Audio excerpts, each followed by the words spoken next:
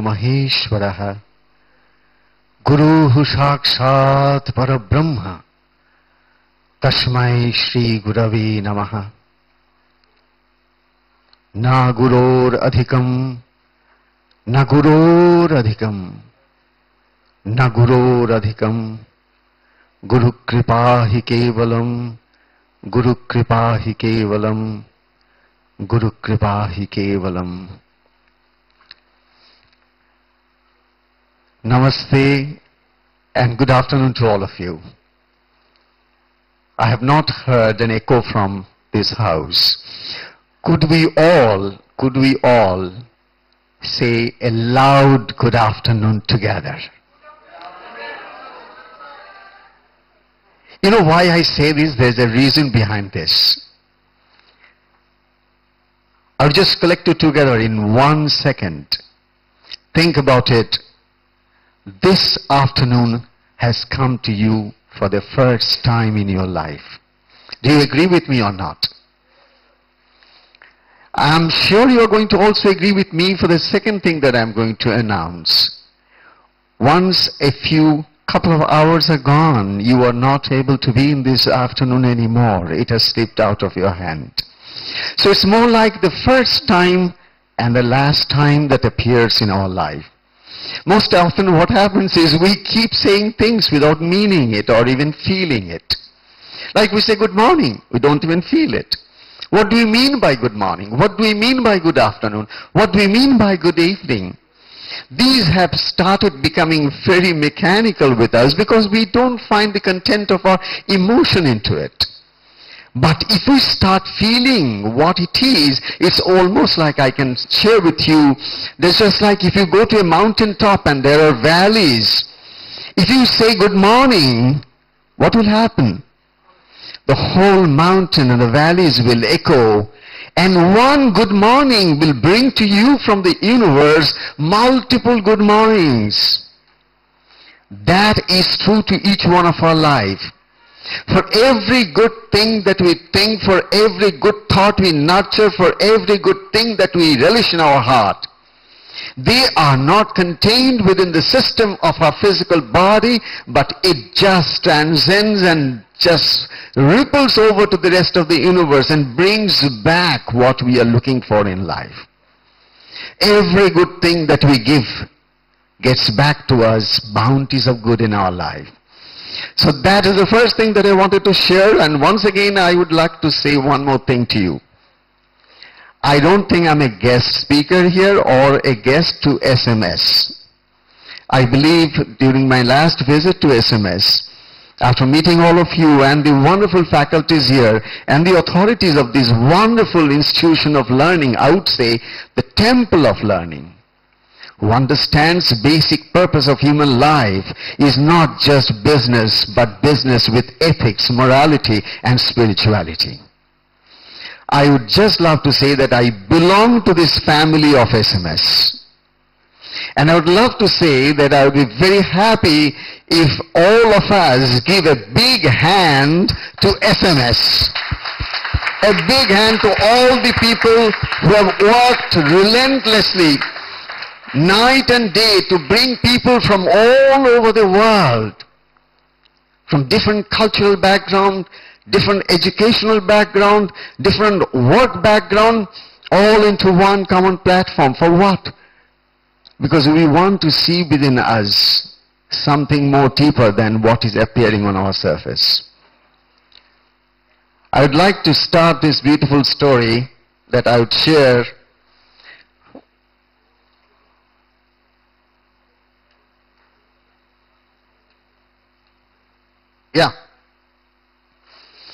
I'd like to beautifully share with you a story from the life of Buddha.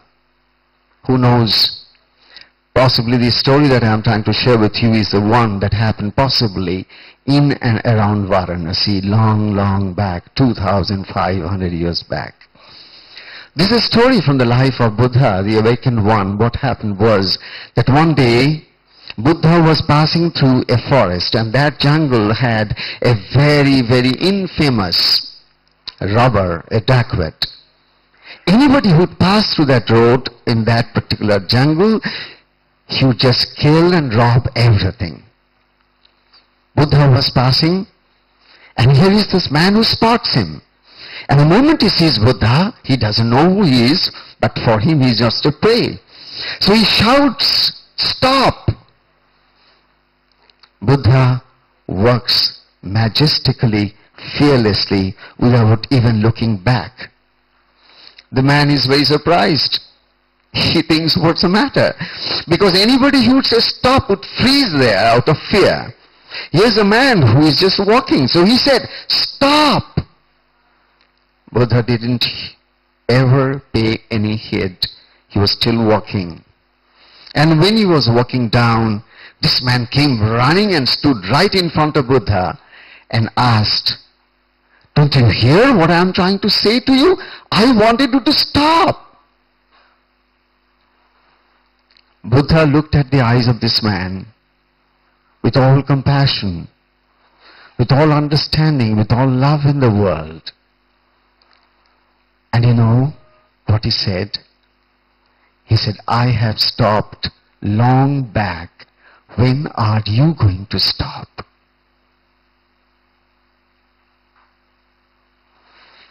I have stopped long back.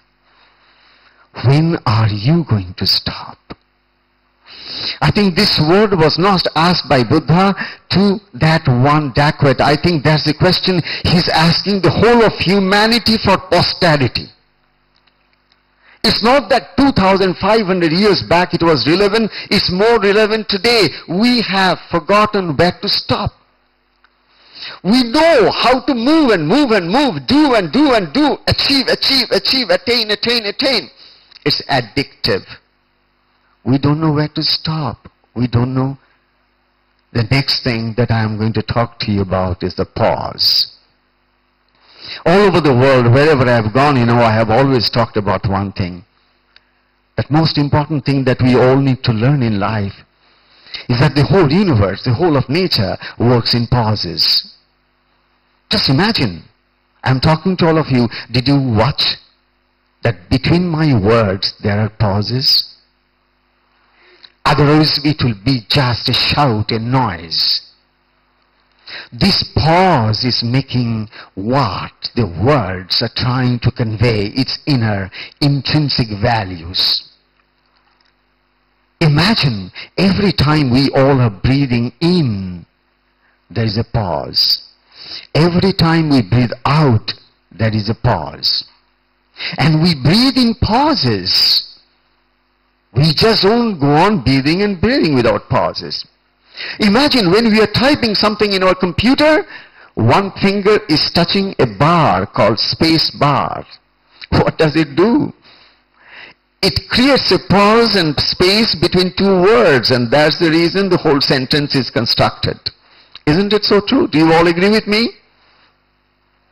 But we are unconscious. We tap the space bar, we go on, and in a whole space, we see the words, but one thing we all miss. We miss the space in between words.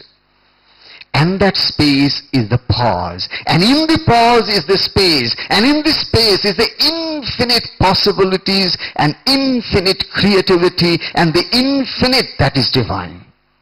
It's only in that pause.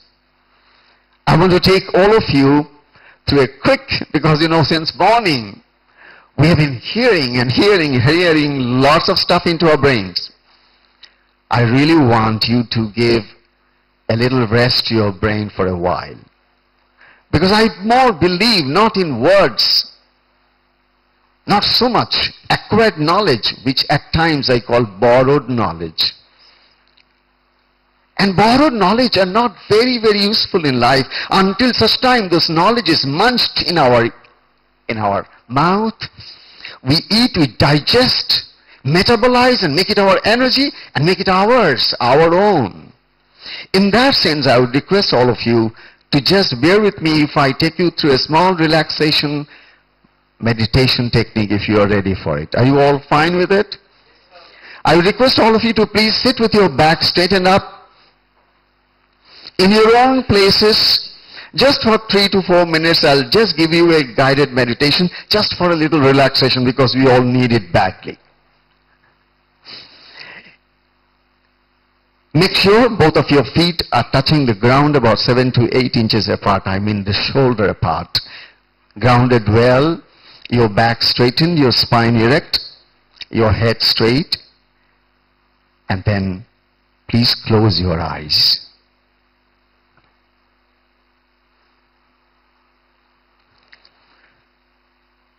As you close your eyes,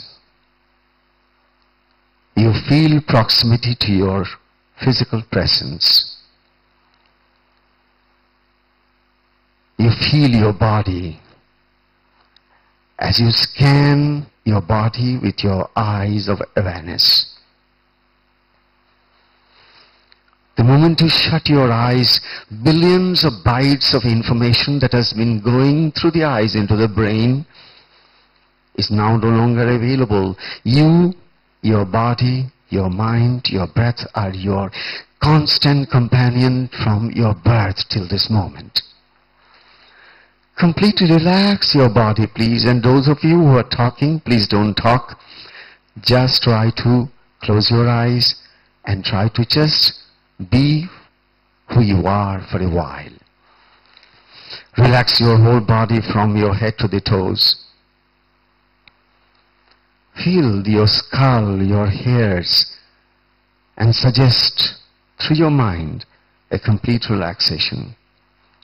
Try to even focus your attention to the center of your skull, the crown of your head. As you focus, as you just put your mind there, you'll feel something is moving there, your consciousness. Relax your entire facial muscles, your forehead, your eyes, your cheeks, your lips. Just feel them from inside. Feel as a baby and smile. Move down towards your neck and relax your shoulders. Relax both of your arms. For a while, please focus your mind to the palms, centers of your palms, and the fingers. If you can put your attention there, you'll find that your palms are really vibrating. It's an indication to all of us that we are not just a physical body in a physical world. We are spiritual bodies, energy bodies, light bodies in an energy light world. Just your mind feeling what has already been gifted to you by the divine, by the whole of universe, by the nature, as a human body is the ultimate perfected engineered feat of universal consciousness. Because this is the body where the mind can get back to its roots and be one with the existential reality. Bring your mind back to your chest and to your abdomen and breathe inside deep breaths. With each breath, your chest and abdomen rises. With each outgoing breath, your abdomen and chest falls. Feel this rise and fall for a while. And move down towards your thighs, your knees and your calves, your ankles. And feel the soles of your feet touching the ground. Express your gratitude to Mother Earth, who has been holding you in her bosom since you were born on this planet. Gradually take your mind once again back to your place from where you started. Move up and just focus your mind for a while to your nostrils. Just watch your breath. How you are breathing in and how you are breathing out. Observe your breath. Serve your breath. Just make your breath the object of your meditation. It would detoxify your body. It will throw all the toxins out of your mind. It is completely the most efficient stress release that we all can do at any point of time. Just focusing our mind to our breathing, because breath is not breath, breath is prana. And the moment our mind dwells on prana, the prana becomes activated and heals our entire system. Just relax. Feel the environment, the sounds around. Become sensitive to everything available to you. Feel that you are so blessed to be in such a good institution, to be born to such good families, to be in Bharat, that is India, the cradle of the spiritual world. Express your gratitude to all the masters of all spiritual traditions, to your parents, to your ancestors, to your teachers, to all of them who have brought good to your life. Express your gratitude to all of them who hurt you because they told you to take care of yourself, to rise above that. Just feel happy and say that all is well in my life. All is well in my life. All is well in my life. Please open your eyes.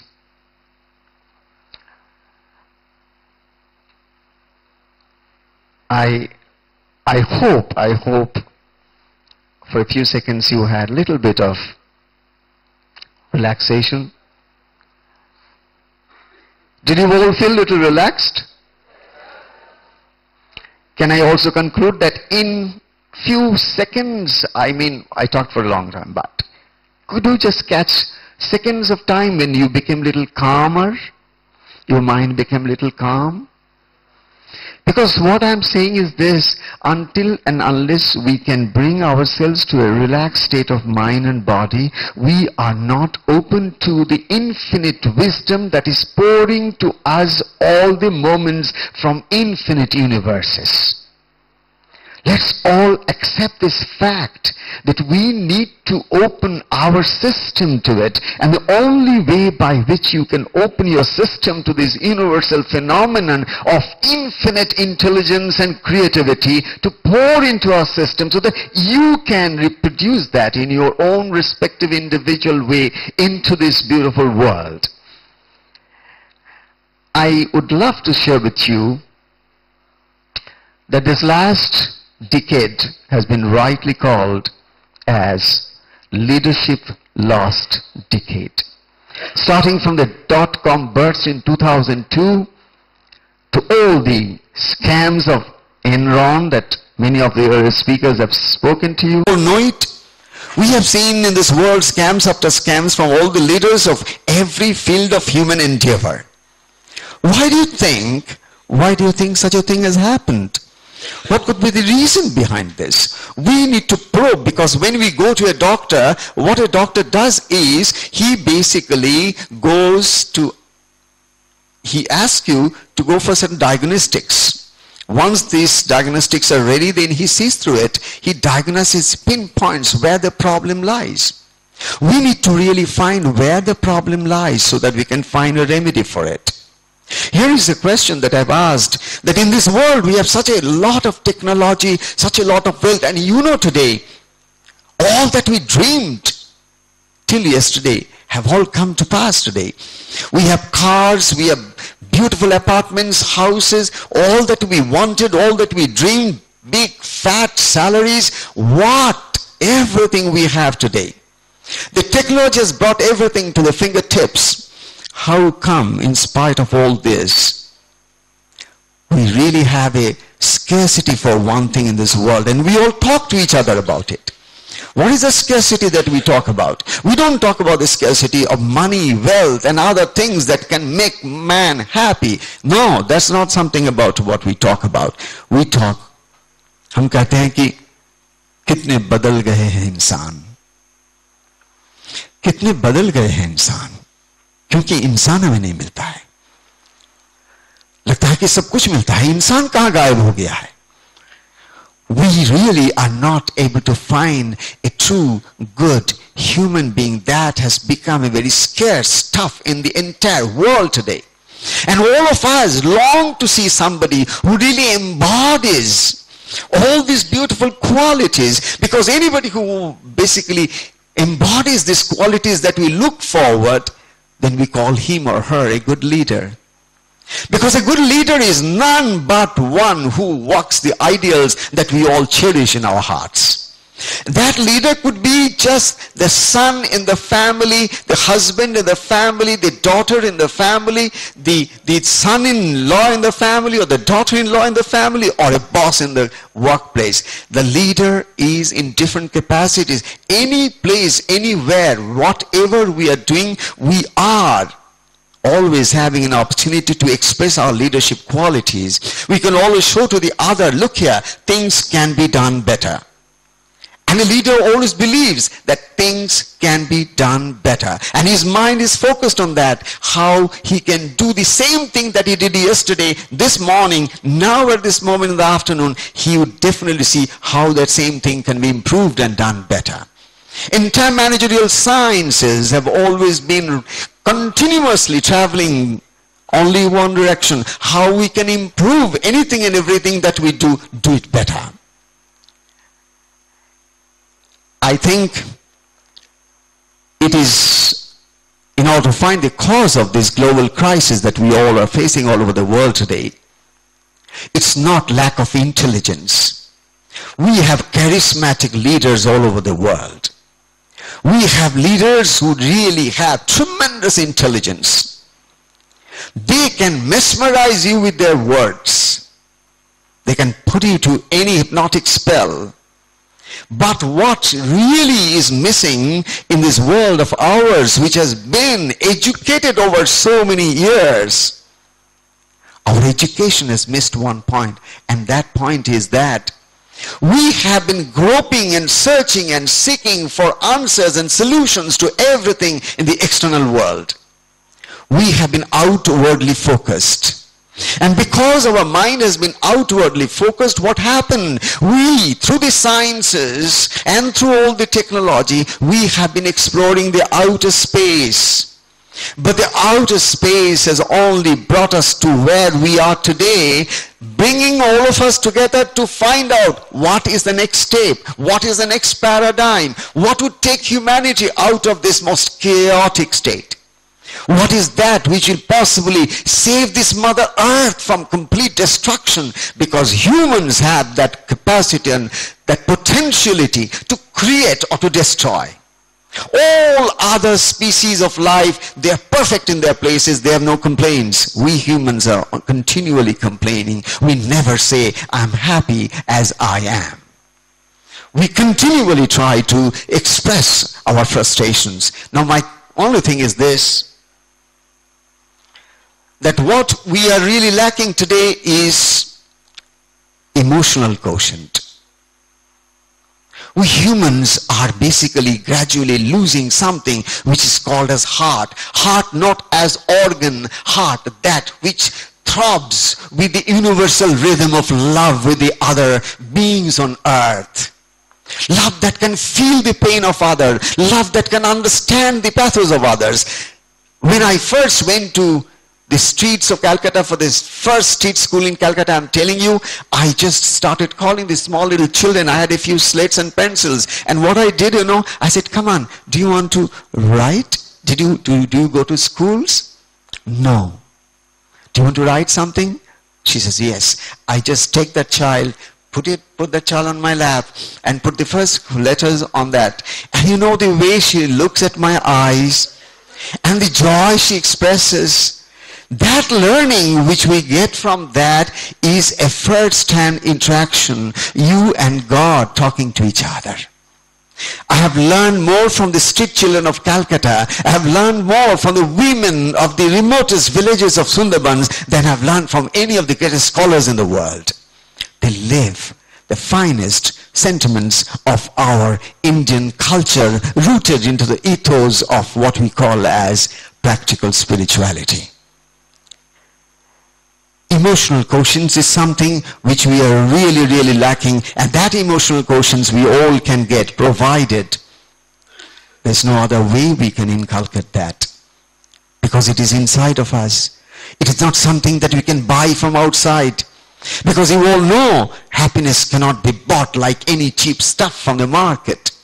Happiness is something that has to be inculcated inside of us. And here is that, what I was sharing is this, that we need to develop that emotional quotient. How? By developing self-awareness. That is what we really are lacking in this world today.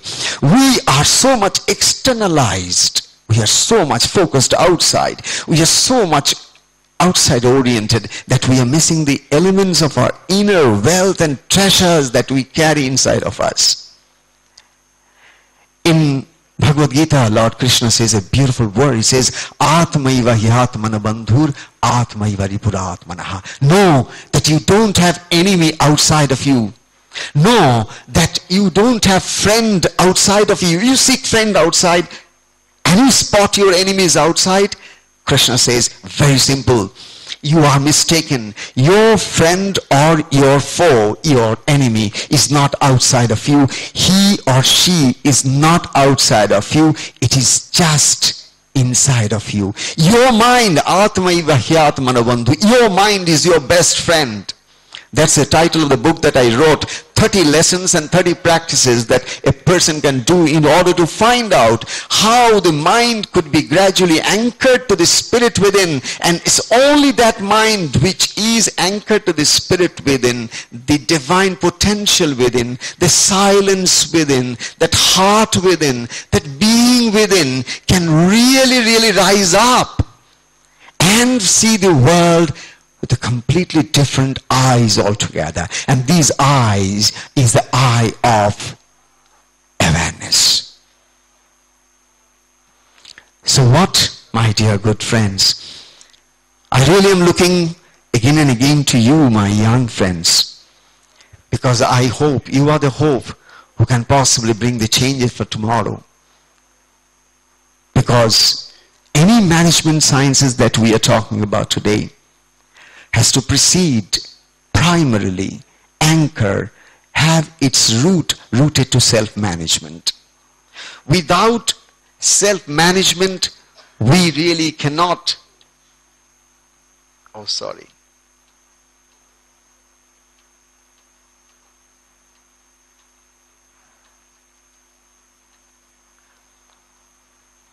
Now the question is, how do we attain to this self-awareness? What's the practice that we can do in order to really develop that inside of us? You'll be surprised that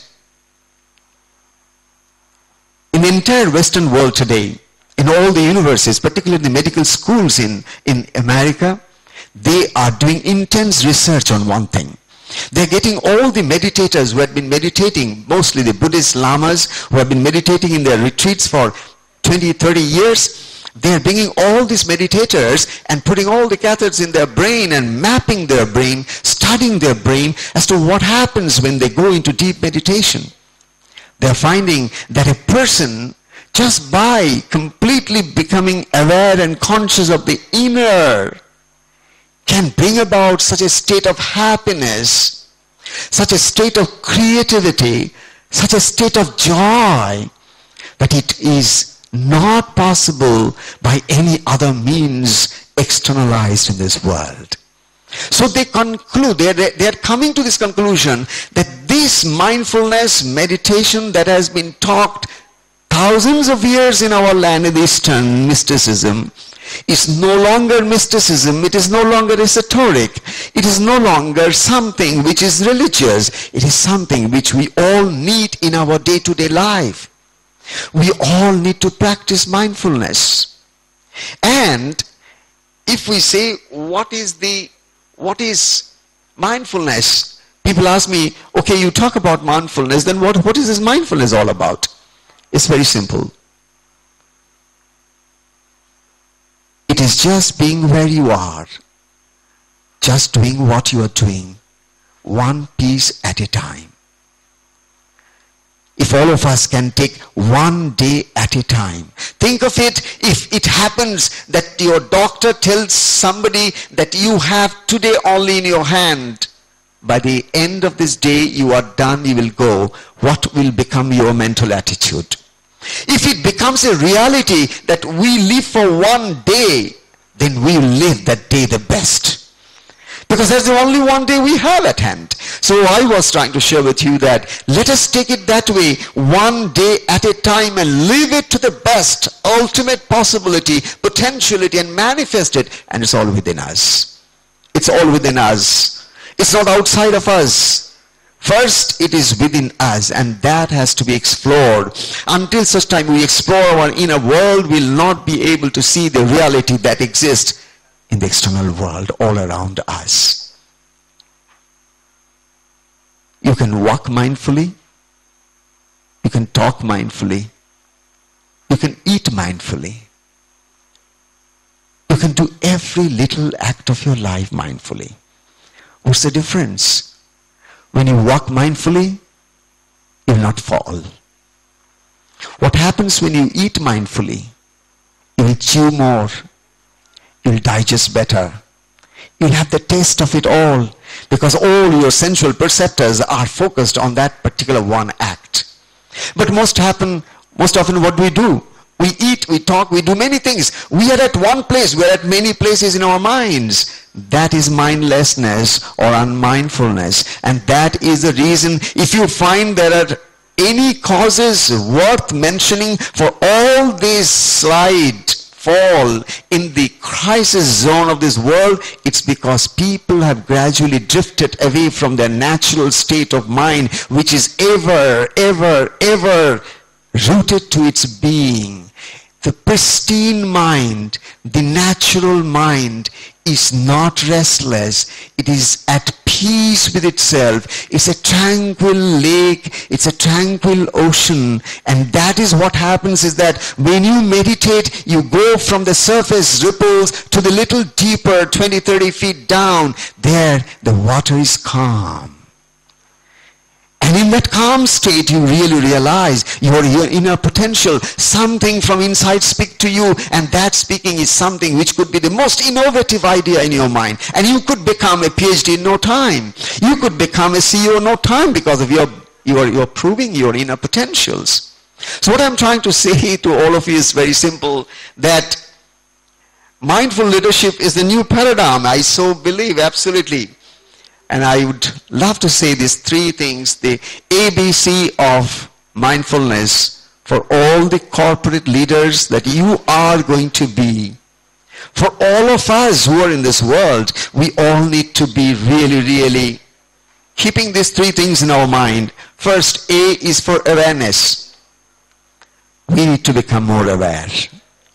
We need to become more about our inner world and the outer world. But for becoming more aware and conscious, we need to nurture our consciousness. We need to breathe consciously. We need to think consciously. We need to do things consciously. Every act of small little things in our day-to-day life has to be interspread with our consciousness connected to it. Thus we become more a conscious being than an unconscious mind rooted to its subconscious stratoms. B is for balance. You all will agree with me, that is the fulcrum. That is the point which we all need in life, that for anything, for the inner and the outer, the balance is the most important thing. And we all need to have the balance in our life. And with a balanced mind, with a balanced body, we really can do much better. And finally, nothing, as Dalai Lama was just now talking to all of us a few seconds back. Look here. What you can give to this world is nothing but your sense of compassion. How can compassion come to us until and unless we are rooted to our spiritual self? Compassion is not something that can flow out of our egocentric, unconscious mind. Unconscious mind cannot give birth to compassion. It can give hatred. It can give jealousies. It can give all competitiveness. It can make man absolutely inhuman.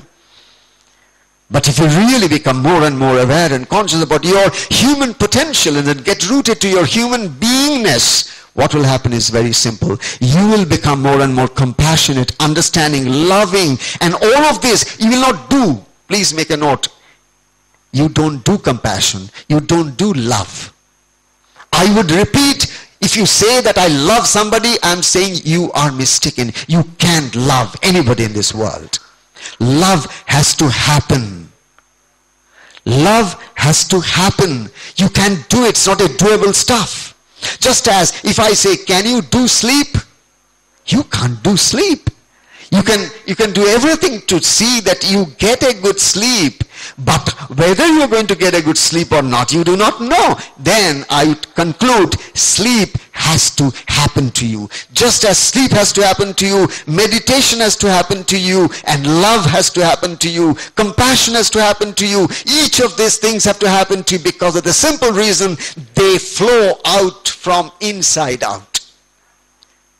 That's what is the essence of what I am here to share with all of you. I really want a true wedding of our thinking head, rational head, to our heart, which is so very feeling. A world not ruled by ego and arrogance, but by awareness and compassion. That is a world that we possibly look forward to. And finally, the ultimate responsibility for a peaceful coexistence lies on each one of us. Please make a note. Every change in this world begins with me. No change in this world can start with the other, because the other doesn't exist. Only I exist. And on the platform of my I exist. This, my last slide says, let us be meditative and mindful and live peace to see a happy and peaceful humanity. Indeed, that's the only possibility that I'm looking forward to. Let's all start living every day of our life little more mindful. At least when my mother comes to me, let me see that I can give my presence to my mother. If your wife comes to you, if your husband comes to you, don't talk of the world of things. At least give your heart. Give your presence. That is something which we all are missing in this world. The presence, the love. That content has to be brought back to all of us. Sarve bhavantu sukhinah. Sarve santu niramayah. Sarve bhadrani pashyantu. Ma kasyid dukkha bhag bhavit. Sarve bhavantu sukhinah. May all be happy in this world. Sarve santu niramayah. We all pray to the divine. His infinite grace for the whole of humanity. We are suffering. And what we need is healthy body and healthy minds. May that be granted to all of us, not me, all of us. Sarve bhadrani pashyantu. May we all see the good in each other, the divine in each other, the God in each other. Ma kasyid dukkha bhag bhavit. May this world be a place where we will not cause sufferance to each other. May this world be a place where there will be no affliction, no miseries, no pains, no agonies, no tears, but of joy, love, compassion, sympathy, empathy, and joy. And that's the world we all need to bring, and we will make it, we will make it, we'll make it together. Thank you so much. Thank you so much.